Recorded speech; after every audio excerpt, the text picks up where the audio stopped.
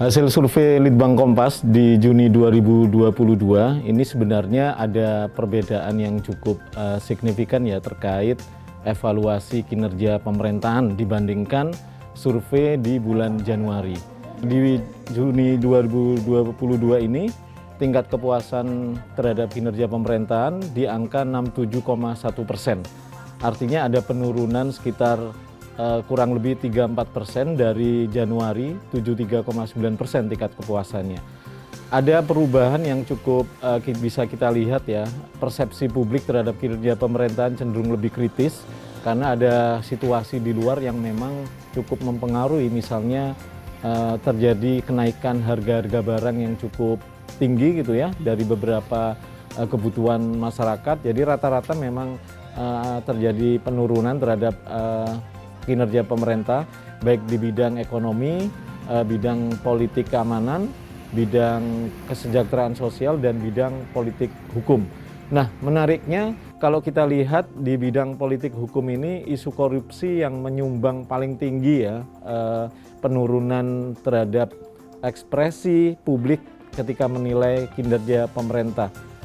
Terkait pilihan calon presiden ya, kalau kita bandingkan antara survei Januari dan survei Juni 2022 ini memang tidak ada perubahan yang, belum ada lah setidaknya perubahan yang signifikan terhadap pergeseran elektoral dari tokoh-tokoh politik yang selama ini masuk dalam bursa calon presiden ya. Elektabilitas di atas 10% itu masih didominasi oleh 3 nama, yaitu Prabowo Subianto, Ganjar Pranowo, dan Anies Baswedan. Ketiga nama ini memang berpeluang menjadi sosok yang dipilih jika pemilihan presiden dilakukan pada saat survei gitu ya. Sementara ada jarak yang cukup jauh ya dengan kelompok yang kedua ini adalah mereka yang memiliki elektabilitas jauh di bawah 10%, antara 3% sampai 9% ya. Ini ada 3 nama yang cukup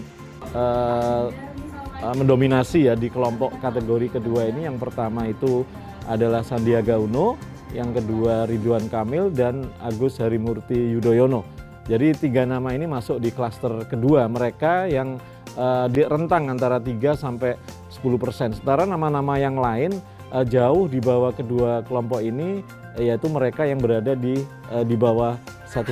Kita masuk ke bagian di setting dulu. Jadi ada satu settingan yang harus kita setting. Ini oleh pada jauh, kita sih palingnya ketika sampai di lokasi ya. Terkait pilihan partai politik, sejauh ini memang tidak ada pergeseran yang berarti ya antara survei kita di Januari dengan survei kita di Juni 2022 ini.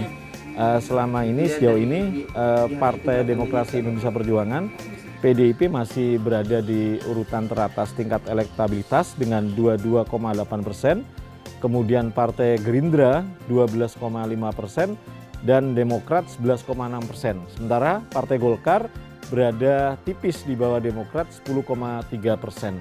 Artinya kalau kita lihat perbandingan dengan Januari memang tidak ada pergeseran berarti.